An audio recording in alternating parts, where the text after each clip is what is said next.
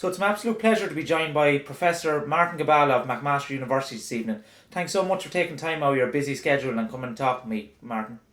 Thanks for having me on. So today we're going to talk about your new book that you've brought out, The 1 Minute Workout. So just to put into context for people who may not be familiar with you and your work, if you'd like to give us just a quick synopsis of yourself, your background and your current work and research. Sure. I'm an exercise physiologist. I'm a professor and the chair of the kinesiology department at MacMaster University. That's in Hamilton, Ontario, just outside of Toronto. I've been here for about 16 years. Most of my research is focused on adaptations to high-intensity interval training, both from a physiological perspective as well as a health perspective. My undergraduate training is in kinesiology. My master's degree was here at MacMaster. I did a PhD at the University of Guelph and a postdoctoral fellowship with Dr. Bengt Saltine in Copenhagen before I settled into my current faculty position. Great, so you have an absolute wealth of experience, and that ultimately led to you producing this book this year. So you've done a lot of research into sprint interval training, and we won't go into exactly what that is today because I had Dr. Tricia Scribbins on just a few episodes ago, and she gave a good definition and description of sprint interval training. But your book obviously is the 1 minute workout, and we know we're all familiar with guidelines. We're told we need to get 300 minutes of exercise, moderate to vigorous exercise a week for children, 150 minutes for adults. So the first question I'm going to ask you is very broad, and that is only a couple of minutes of exercise a week really enough to elicit significant changes in our fitness for health and our fitness markers? It is, and we can probably get into our studies that have shown that. I'd like to stress from the outset that public health guidelines are based on really good science, and so our work is not at all a shot at the public health guidelines or suggesting that people should only do a few minutes per week of exercise. We're interested in time-efficient exercise options because the number one cited barrier for why people don't follow the guidelines is lack of time.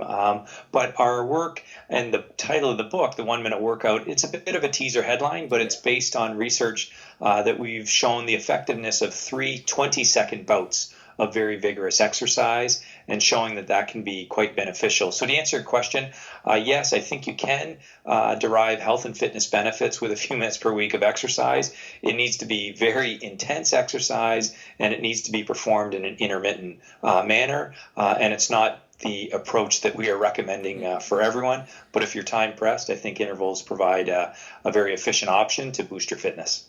Brilliant. And obviously, as you said, the book yourself, The 1 Minute Workout, is a bit of a teaser. So if we talk about total time commitment, because that's also an issue we need to account in. When people think of exercise time, it's usually how much time they have to dedicate in total. So we know that you're talking about 3 20-second bouts, but what kind of rest period is required? Because it's very, very intense nature of exercise, so we need to have some sort of rest period. So what kind of rest period and total time commitment does this style of training require? For sure. So the 1 minute workout protocol involves a short warm up, those 3 20-second hard efforts with a little bit of recovery in between, and a short cool down. So start to finish, the time commitment is 10 minutes, and within that, is only 1 minute of very vigorous exercise. Okay. And we've compared that protocol to people doing 50 minutes, so 50 minutes of continuous exercise 3 times a week. So a head-to-head comparison of what we typically see in the public health guidelines versus that very brief interval-based approach. And we see that after several months of training, the improvement in their fitness, the improvement in blood sugar control, and numerous other markers is quite similar, even though the interval trainers have a 5-fold lower time commitment. So fairly striking demonstration of the effectiveness of intervals. But like I say, there's no free lunch at the end of the day. Yeah. This is very demanding exercise, and it's clearly not suited for everyone. And we'll get into that in a while, the practicality. So obviously, from this very low volume but very intense exercise, what kind of increases in health and fitness can the normal individual who partakes in this style of training expect to get? Sure. So we routinely see a 1 MET improvement in cardiorespiratory fitness after several weeks of training. So typically 6 weeks of interval training, we see a 1 MET improvement in cardiorespiratory fitness. And we know from epidemiological studies that would be associated with a 13% lower risk of dying from all causes, or a 15% lower risk of developing many chronic conditions. It's also comparable, for example, to a 7 centimeter change in waist circumference, or a 5-point change in blood pressure. So that's not to say that our specific study translates directly into those changes, but it's comparable to some of the changes that we see from other large-scale studies. And I think the bottom line is that fitness, there's been a recent call that cardiorespiratory fitness should be a vital sign, something that we measure, just like blood pressure or blood sugar or body weight. So potentially from just a couple of minutes of exercise a week, if you invest that, we can see massive changes in your risk factors for several different diseases and all-cause mortality. And just so we have everyone on an even playing field, you mentioned there an increase of 1 MET. For anyone who may not be familiar, what exactly is a MET? Sure. So a MET is a common way of expressing exercise intensity as well as changes over time. So you might imagine that what it means is a metabolic equivalent. And so 1 MET would be the amount of oxygen that you require at rest. And so a typical or average individual might have a VO2 max value or a maximal oxygen uptake capacity of 10 METs. So that would be the type of range that you would see. Highly trained elite endurance athletes can have values well above 20 METs. So there's a range there, but if you think an average person, their maximal capacity is 10, to boost it by 1, that's about a 10% increase, and so it's a not insignificant change in your fitness, and then that change translates, as we talked about, into quite a significant improvement in risk for other health parameters. And in this sprint interval training, what's the best modality of exercise to use? Is it kind of be used across all modalities, or it's often seen just on cycling alone? Is cycling the best modality to use this style of training in? Cycling is arguably the most commonly studied mode of exercise, but I don't think it really matters. Any type of traditional cardio type exercise, whether that's rowing or swimming or running, all of those can be effective. And in fact, recently we've done some work looking at stair climbing. Many people live in apartment complexes or work in office towers, and so we thought stair climbing might be a very practical way to adopt this in an everyday setting. And we showed that the boost in your cardiorespiratory fitness with stair climbing is virtually identical to what we see on the bike. So I don't think the mode of exercise is critical.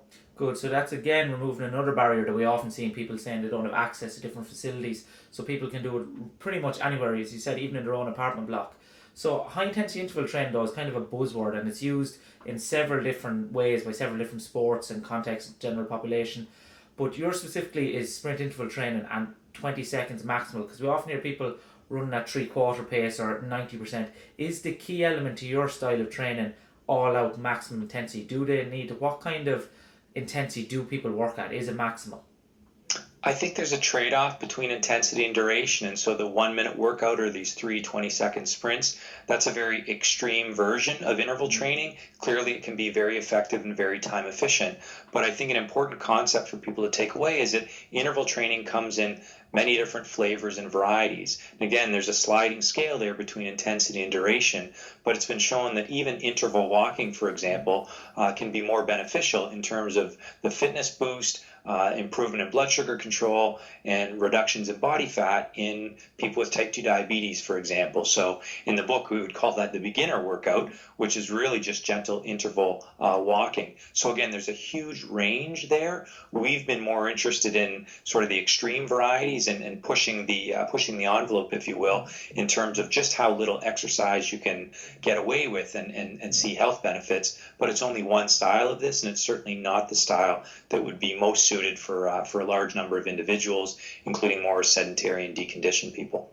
And that leads on to my next question, and that is, what is the intensity or resistance used, and how do you calculate exactly where you should start? So do you suggest that people, say, who are rather sedentary in their lifestyle and may not be that aerobically fit, that they start off with something like walking, or even maximal for 5-10 second intervals, accumulating a minute that way, and then eventually work up to, say, over time, progressive overload, come up to 3 20-second bouts?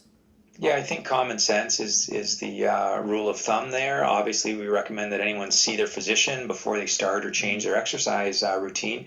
And we'll commonly tell people, just get out of your comfort zone. So if you are that person who your only exercise is walking around the block, or you're quite deconditioned, then an interval workout for you is picking up the pace for a couple of light posts, and then backing off. So there's just gentle style of interval walking, and then you build from there. And so in the book, for example, we lay out 12 different workouts, building from that beginner to the 1 minute workout, which is the most extreme version of things. So again, I just think people want to be smart. You don't want to go from 0 to 100 overnight. And so we wouldn't suggest or recommend that someone who's very deconditioned and sedentary suddenly start sprinting up the stairs as hard as they can, for example. We know that sedentary behavior is a big problem. And so the biggest thing is we just have to get people moving. And then intervals provide a time-efficient strategy, I think, to boost your fitness and go from there. But start out small steps, get out of your comfort zone, and build from there. And then also from a practical perspective, this style of interval training can also break up the monotony of continued endurance exercise. So for people who may not be motivated to exercise, it could be a novel effect for them as well in that way. Yeah, absolutely. If you want to start a really vigorous debate, talk to the exercise psychologists and the health psychologists and the behavioral experts. And there's really two schools of thought right now. I think the traditional school of thought is that more vigorous exercise is viewed as more aversive. It's uncomfortable, and so people are less likely to do it. And so that line of thinking would suggest that there's not much hope for interval exercise when it comes to public health, but certainly there's a whole other school of thought where people are saying, wait a minute, high intensity interval exercise is quite different from continuous vigorous exercise because people get those breaks. And there's certainly studies out there to show that some people prefer or enjoy this type of exercise more than the traditional approach. And really that's, getting back to the theme that we talked about at the beginning a little bit, the more exercise options we can give people, the better. And so we're really not trying to frame this as intervals or sprint training versus the traditional approach. Let's see if we can identify some additional exercise options that are grounded in good science. And we think that's a worthwhile endeavor because the best approach to fitness is exercise that you like and enjoy, and you're more likely to stick with it over the long term. Exactly, and that's a phrase I always like to use, that in exercise science and sporting context, we always kind of get obsessed with what's optimal. But for general population, optimal is desirable, but adherable is key. So that's a phrase I like to use with it. And also, I think it's very interesting. There's research come out in the last month or two, I believe. The references alluded me that the more high-intensity interval training you engage in, the actually more your enjoyment increases over time. I forget the reference, but people who engage in this over time actually grew to like it more. So if we get a bit down into the science though, we know that from this very intense sprint interval training that we can elicit the same adaptations that we see in more endurance-based exercise. So we see things like VO2 max increase similar to prolonged endurance style high intensity exercise. So what are the underlying mechanisms that allows this? Because also from a traditional standpoint, people say you need to train at 80-90% heart rate for 30-40 minutes to get any significant change in your endurance capacity for sporting performance. But your research and similar research has shown a similar increase in VO2 max from just simple 1 to 2 minutes exercise time of sprint interval training. So what are the underlying mechanisms that allow this to happen? Yeah, so I'm a muscle physiologist, so I can primarily speak to that. And we've conducted studies looking at the cellular and molecular changes inside muscle that happen with various forms of exercise. And the way we like to try and explain it is the underlying physiological process appears to be quite similar, but you can trigger it in different ways. And so an analogy we'll use is you can sort of step on the gas pedal moderately and hold it there for a prolonged period of time, and your fuel gauges are going to slowly deplete over time, and that's going to trigger some adaptation. But you can also step on the gas very hard and sort of reef down on it for a short period of time, drop the fuel gauges very, very quickly, and that appears to stimulate similar changes, even though it's a relatively time-efficient way to do that. So when we've looked at these underlying molecular signaling pathways that are turned on, what we see is that the basic process appears to be turned on very similar with these short, hard intervals and with the traditional approach. So I think the underlying process is largely similar, but the way that you stimulate it or turn it on, there's various means and mechanisms to achieve that. Exactly, and if we delve into what mechanisms are they, what is the particular pathways, because listeners generally respond very well when we get down into the nitty-gritty molecular stuff. So if you'd just like to give a brief overview of the molecular pathways that you're talking about when you reference this process. Sure. So we're obviously talking about things like AMP activated protein kinase, calcium calmodulin dependent protein kinase, AMPK and CAMK are classic signaling molecules or kinases that are turned on. They respond to things like the drop in ATP levels or the rise in ADP and AMP within the cell. Obviously respond to changes in calcium within the cell. Those signaling kinases converge on PGC1 alpha, which is a transcriptional coactivator that's been dubbed the master regulator of mitochondrial biogenesis. Obviously, it's very, very important because it can coactivate or subsequently turn on a number of different processes that ultimately result in an increase in mitochondrial protein or an expansion of the mitochondrial network. And so, for example, if we measure the activation state of AMPK and CAMK, we see that it's turned on with these short hard intervals, just like with more traditional endurance exercise. If we look at increases in PGC1 alpha gene expression, we see that can be increased. We've even done a few studies looking at the nuclear translocation of PGC1 alpha, at least what we think is nuclear translocation, and certainly within a single 24-hour period, so in response to one bout of either endurance type exercise or short hard intervals, we can see measurable increases in mitochondrial protein content. So, for example, the protein content of citrate synthase or the activity of citrate synthase for that matter. So pretty good evidence that at the molecular pathway or the cellular level, we're activating these processes that we know are associated with an increased muscle oxidative capacity and changes in fuel metabolism within inside the cell. So to bring it back again and just summarise it so it's clear with all listeners, essentially we talk about sprint interval training. The very high intensity nature of it seems to drain the ATP or energy within the cell very rapidly and put a huge energy demand on the cell. And it's kind of this energy crisis, we could say, within the cell that causes this cascade of responses, molecular pathways to be triggered, which in turn causes mitochondrial biogenesis. And we know that increased mitochondrial content within the skeletal muscle is a classic sign and an adaptation to endurance style training as well. So it's kind of, we elicit the same endurance type response in mitochondrial biogenesis, and that is probably one of the main ways to explain this increase that is similar to that of endurance type exercise. Would I be right in that summary there?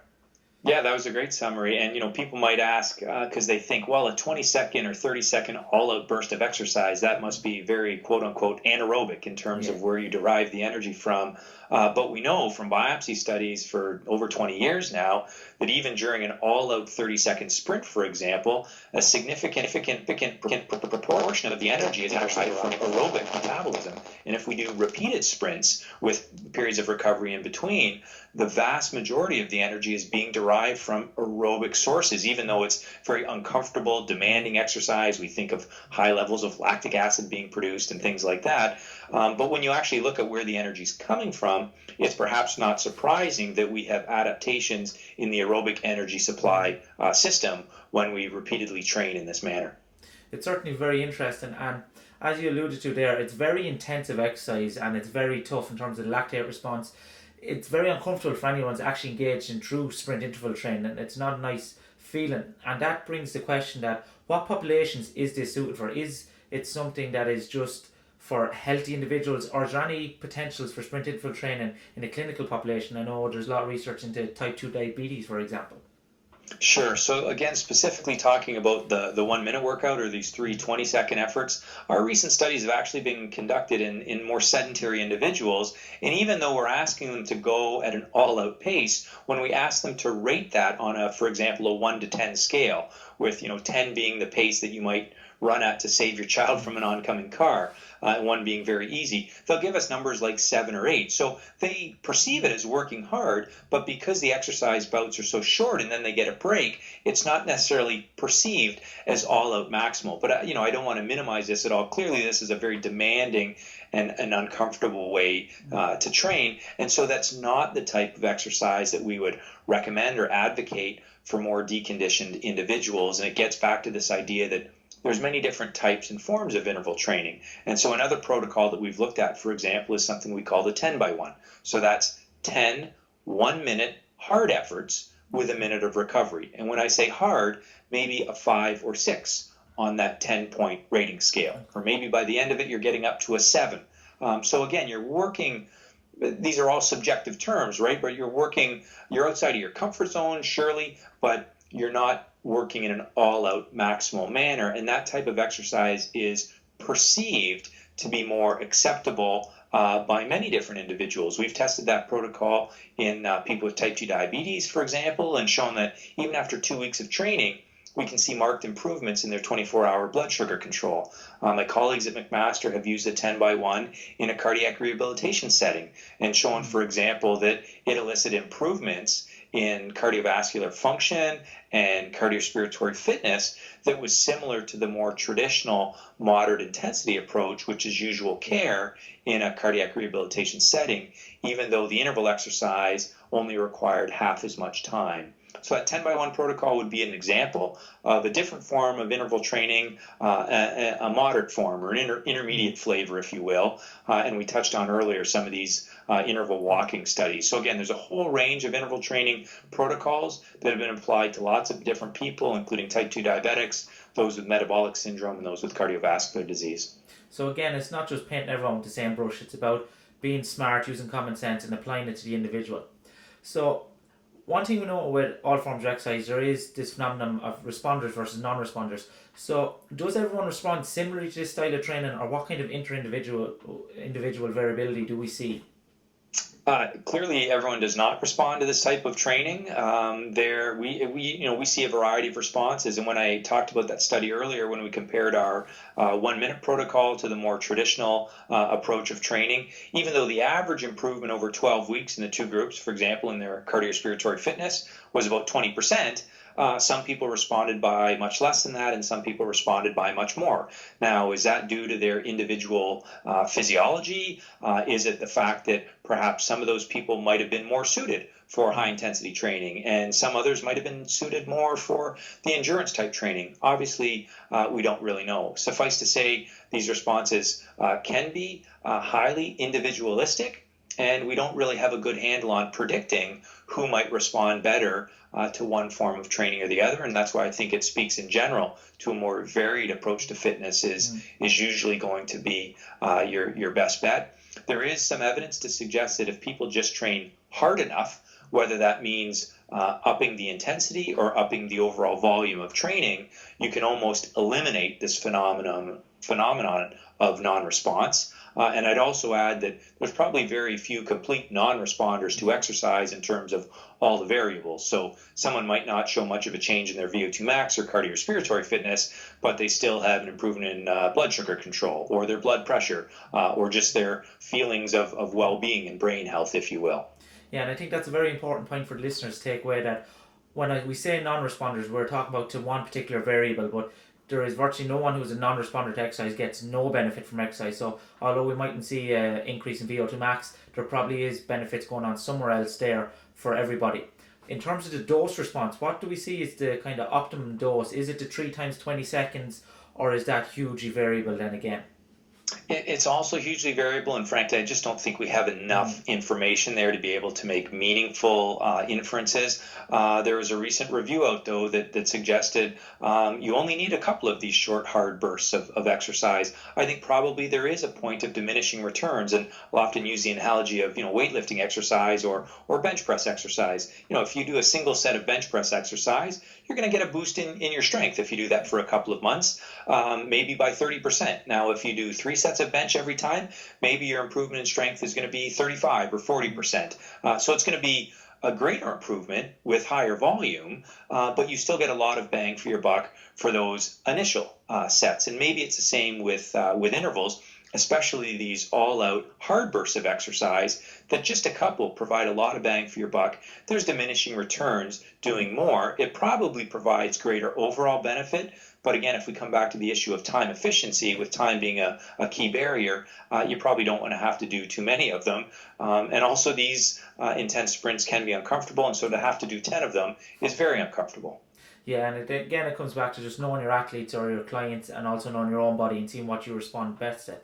So, Professor Gibala, you're obviously one of the leaders of research and most prominent researchers in this field of high-intensity exercise. What direction would you like to bring your future research, or what would you think would be an interesting way for future research into sprint interval training to go?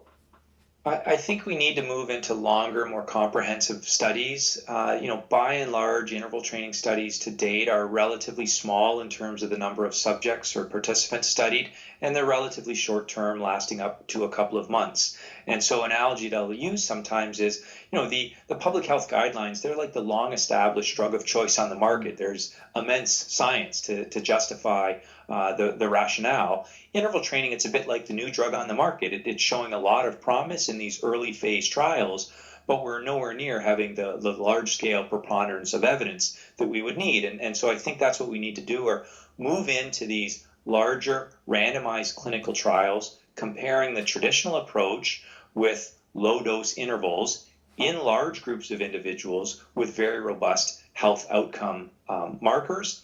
A problem, of course, is that there's so many different types of interval exercise training that we really need to settle on what are the one or two or maybe three types that we're going to test compared to the traditional approach. If you took 100 people off the street and said, define continuous endurance training, you're probably going to get a very narrow definition. If you ask those same 100 people define interval exercise, you might get 100 different responses. And so that speaks to the challenge there in terms of how we make those comparisons. But I think if I could identify one thing, that's really where the field needs to go. Of course, the grant money has to be there to support that, to make these large, robust comparisons. Yeah, and it's going to be very interesting over the coming years to see what direction the field goes in, because there is obviously huge potential and potential applications for this nature of exercise. So it's been, before I get to the final question, Professor Gibala, if people are looking to follow you, your work, or see where your book is, where's the best places to find you? Sure, I appreciate that. The book is called The 1 Minute Workout. At least in North America, it's published by Avery, which is an imprint of Penguin Random House. They can purchase it online. I know in the UK, there's eBury is the who it's released by, and so it's generally available from booksellers everywhere, at least online. On Twitter, they can follow me at Gibala M, Gibalam. I'm not as active as some of my other colleagues on the social media platform, but I am expanding it, and certainly appreciate the connection that can facilitate for individuals. Brilliant. I'll put links to that in the show notes so everyone can find those very easily. So that brings me to my final question, and this one again is not about science or health, and that is, what would you say is the biggest mistake or learning experience that you've had that has changed the way you approach your career or your mindset as a whole? Yeah, obviously a tough question. I would relate it back a little bit professionally if I can, and that's it. When I started out studying exercise, I was always interested in exercise and exercise physiology, but we were sort of taught or encouraged to don't use the term exercise because it wasn't a serious science, if you will. And so when you would write grants, you would use words like contraction-induced adaptation because it sounded a little more science-y.